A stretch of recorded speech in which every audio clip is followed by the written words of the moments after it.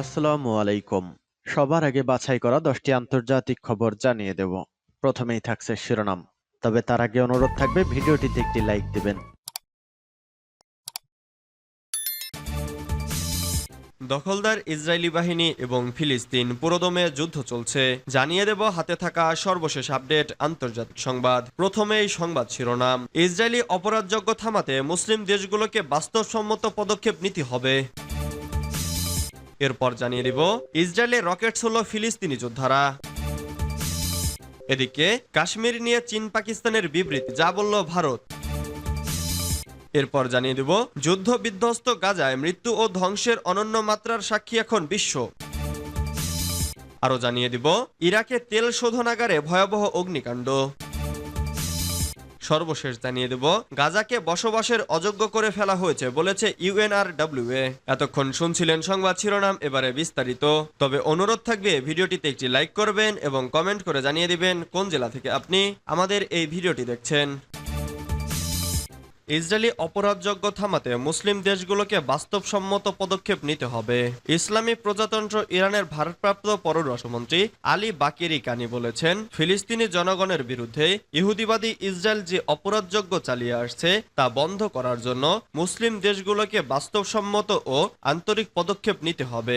ইসলামী সহযোগিতা সংস্থা বা ওআইসির মহাসচিব হিসেন ব্রাহিম তাহার সঙ্গে আজ বৃহস্পতিবার এক ফোনালাপে এসব কথা বলেন ইরানের পররাষ্ট্রমন্ত্রী বাকেরি কানি সতর্ক করে বলেন, ইহুদিবাদী ইসরায়েল গাজার দক্ষিণাঞ্চলীয় রাফা শহরে অপরাধের মাত্রা বাড়াচ্ছে। গাজায় ইহুদিবাদী ইসরায়েলের গণহত্যার বিচার করতে দক্ষিণ আফ্রিকা আন্তর্জাতিক বিচার আদালতে যে মামলা দায়ের করেছে এবং ইসরায়েলের সাথে লাতিন আমেরিকার দেশগুলো যে সম্পর্ক ছিন্ন করেছে তার প্রশংসা করেন ইরানের পররাষ্ট্রমন্ত্রী। তিনি আবারও ওআইসির পররাষ্ট্রমন্ত্রীদের বিশেষ অধিবেশন ডাকার জন্য সংস্থার মহাসচিবের প্রতি আহ্বান জানান। গাজা উপত্যকায় ইহুদিবাদী ইসরায়েলের বর্বর আগ্রাসন ও গণহত্যার নিন্দা জানিয়ে ওআইসি মহাসচিব বলেন, ইসরায়েলি অপরাধযজ্ঞের মোকাবেলায় বাস্তবসম্মত পদক্ষেপ নিতে হবে। ইসরায়েলের রকেট ছুড়ল ফিলিস্তিনি যোদ্ধারা। আবারও ইসরায়েলের রকেট ছুড়ল ফিলিস্তিনি যোদ্ধারা।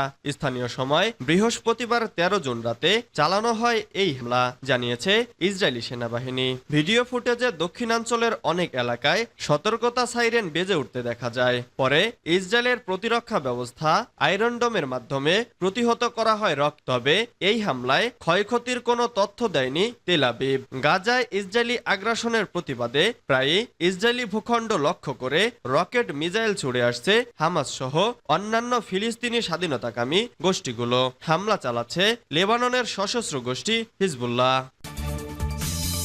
কাশ্মীর নিয়ে চীন পাকিস্তানের বিবৃতি, যা বলল ভারত। জম্মু ও কাশ্মীর নিয়ে যৌথ বিবৃতি দিয়েছে চীন ও পাকিস্তান। এ নিয়ে এবার তীব্র নিন্দা জানিয়েছে ভারতের পররাষ্ট্র মন্ত্রণালয়। বৃহস্পতিবার এক বিবৃতিতে জম্মু ও কাশ্মীরকে যুক্ত করা অযৌক্তিক উল্লেখ করে মন্তব্য করেছেন ভারতের পররাষ্ট্র মন্ত্রণালয়ের মুখপাত্র রণধীর জৌসাল। খবর এনডিটিভির। প্রতিবেদনে বলা হয়েছে, গত 4 থেকে 8 জন চীন সফর করেন পাকিস্তানের প্রধানমন্ত্রী শাহবাজ শরীফ। সময় চীনা প্রেসিডেন্ট শি জিনপিং এর সঙ্গে সাক্ষাৎ করেন তিনি। এরপর দুই দেশের পক্ষে যৌথ বিবৃতি দেওয়া হয়। এতে বলা হয়, দুই দেশের শীর্ষ নেতা চীন পাকিস্তান অর্থনৈতিক করিডোর শিপেক নিয়ে আলোচনা করেন। এই করিডোর পাকিস্তান অধ্যুষিত কাশ্মীরে অবস্থিত। জম্মু ও কাশ্মীরের বর্তমান পরিস্থিতি নিয়ে চীনকে বিস্তারিত জানিয়েছে পাকিস্তান। জবাবে চীন এই সংকট সমাধানের তাগিদ দেয়। বৃহস্পতিবার ভারতের পররাষ্ট্র মন্ত্রণালয়ের মুখপাত্র রণধীর জৌসাল বলেন, 7 জুন 2024-এ চীন ও পাকিস্তানের যৌথ বিবৃতিতে জম্মু ও কাশ্মীর কেন্দ্রশাসিত অঞ্চলের অযৌক্তিক উল্লেখ করেছে।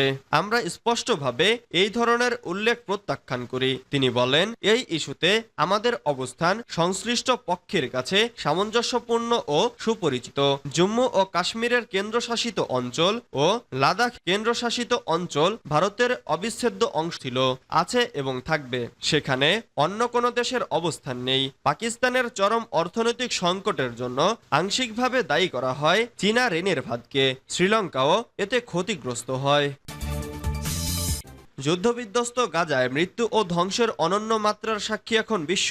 জাতিসংঘ মহাসচিব অ্যান্তনিও গুতেরেস বলেছেন, বিশ্ববাসীর চোখের সামনে অবরুদ্ধ গাজা উপত্যকায় একটি অনন্য মাত্রার মৃত্যু ও ধ্বংসযজ্ঞ চলছে। তিনি জোর দিয়ে বলেন, অবরুদ্ধ গাজা ভূখণ্ডে ফিলিস্তিনিদের পুরো জনসংখ্যাকে সমর্থন দিয়ে যাওয়া অত্যন্ত কঠিন একটি কাজ, যখন তাদের উপর লাগাতারভাবে আগ্রাসন ও হত্যা চলছে। সুইজারল্যান্ডের জেনেভা শহরে গতকাল এক ফোরামের আলোচনার অবকাশে অ্যান্তনিও গুতেরেস এসব কথা বলেন। তিনি বলেন, গাজা উপত্যকায় যে যুদ্ধ চলছে, জাতিসংঘ মহাসচিব হিসেবে দায়িত্ব পালনের সময় তিনি এমনটি আর কখনো দেখেননি। তিনি বলেন, যুদ্ধের এই কয়েক মাসে ফিলিস্তিনি জনগণের ওপর হামলা, ধ্বংসযজ্ঞ ও হত্যাকাণ্ডের অনন্য মাত্রা দেখেছি। আমি জাতিসংঘ মহাসচিব হিসেবে দায়িত্ব পালনের সময় এই ধরনের কোনো পরিস্থিতির নজির সৃষ্টি হয়নি। এটি নজিরবিহীন। চলমান যুদ্ধ ও ইসরায়েলি অবরোধের কারণে গাজা উপত্যকায় ত্রাণ সরবরাহ করা নানাভাবে মারাত্মক চ্যালেঞ্জের মুখে পড়েছে। অথচ সেখানকার জনগণের জন্য মানবিক ত্রাণ সহযোগিতা, খাদ্য, জ্বালানি, ঔষধ এবং সুপেয় পানি দরকার। প্রকৃতপক্ষে গাজাবাসীকে সমর্থন দেওয়া অত্যন্ত কঠিন হয়ে পড়েছে। গত 7 অক্টোবর ইহুদিবাদী ইসরায়েল গাজা উপত্যকার ওপর বর্বর আগ্রাসন ও গণহত্যা চালিয়ে আসছে। ইসরায়েলি আগ্রাসনে এ পর্যন্ত অন্তত 37,202 জন ফিলিস্তিনি শহীদ এবং 84,932 জন আহত হয়েছেন। হতাহতের বেশিরভাগই নারী ও শিশু। এছাড়া প্রায় 17 লাখ মানুষ অভ্যন্তরীণভাবে উদ্বাস্তু হয়েছেন। ইরাকে তেল শোধনাগারে ভয়াবহ অগ্নিকাণ্ড। ইরাকের ইরবিলের একটি তেল শোধনাগারে ভয়াবহ অগ্নিকাণ্ডের ঘটনা ঘটেছে। এতে ডজন খানেকের বেশি মানুষ আহত হয়েছে। বুধবার 13 জুন রাতে এই দুর্ঘটনা ঘটে। কর্তৃপক্ষ জানায়, তেল সংরক্ষণাগারের গুদামে আগুন লাগে।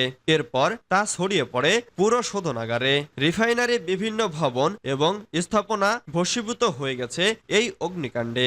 আন্তর্জাতিক বিভিন্ন গণমাধ্যম বলছে, এই ঘটনায় দগ্ধ কমপক্ষে 10 জন। তবে তারা সবাই শঙ্কামুক্ত। আগুন নিয়ন্ত্রণের চেষ্টা চলছে। কিভাবে এই আগুনের সূত্রপাত তা এখনো জানা যায়নি। গাজাকে বসবাসের অযোগ্য করে ফেলা হয়েছে বলেছে ইউএনআরডব্লিউএ। টানা 8 মাসের বেশি সময় ধরে ফিলিস্তিনের অবরুদ্ধ গাজা ভূখণ্ডে অবিরাম হামলা চালিয়ে যাচ্ছে ইসরায়েল। স্কুল, শরণার্থী শিবির, মসজিদ, গির্জার পাশাপাশি হামলার লক্ষ্যবস্তু হয়েছে হাসপাতালও। গাজার স্বাস্থ্য ব্যবস্থাও ইতোমধ্যে ভেঙে পড়েছে। এর সঙ্গে অবরুদ্ধ এই ভূখণ্ডটিতে দেখা দিয়েছে তীব্র মানবিক সংকট। পরিস্থিতি এতটাই খারাপ যে গাজাকে বসবাসেরই অযোগ্য করে ফেলা হয়েছে বলে জানিয়েছে ফিলিস্তিনে নিযুক্ত জাতিসংঘের শরণার্থী বিষয়ক সংস্থা ইউএনআরডব্লিউএ। উপকূলীয় এই ভূখণ্ডটি একসময় প্রাণবন্ত শহর ছিল বলেও মন্তব্য করেছে সংস্থাটি। শুক্রবার 14 জুন এই তথ্য জানিয়েছে সংবাদ মাধ্যম আল জাজিরা। সংবাদ মাধ্যমটি বলছে, উপকূলীয় গাজা উপত্যকা একসময় প্রাণবন্ত শহর ছিল বলে মন্তব্য করেছেন ইউএনআরডব্লিউ এর প্রধান ফিলিপ লাজারিনি। সোশ্যাল মিডিয়া প্ল্যাটফর্ম এক্সে দেওয়া এক পোস্টে এই বার্তা দেওয়ার পাশাপাশি গাজার উত্তরাঞ্চলে ধ্বংসযজ্ঞের ভিডিও ফুটেজও পোস্ট করেছেন তিনি।